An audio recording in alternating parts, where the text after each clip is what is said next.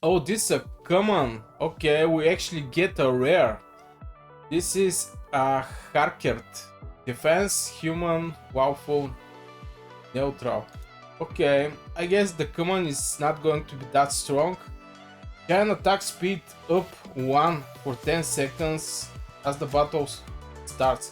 Now, if he give a speed up to all aliens, is going to be a great, but I don't think so. Only he get a speed up.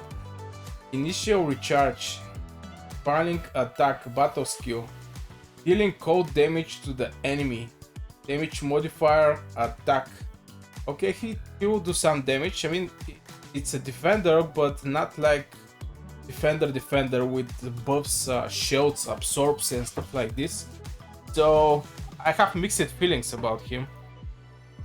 Uh, initial recharge time, 12 seconds. Swipe, dealing cold damage. Enemies within the range. Okay, he have two skills actually that is doing some kind of damage, and no defense skill. Also, he get attack speed. I don't know. I have mixed feelings about this guy.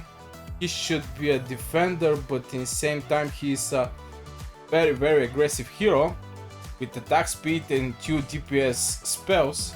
So yeah, I don't think I'm going to use him for defense.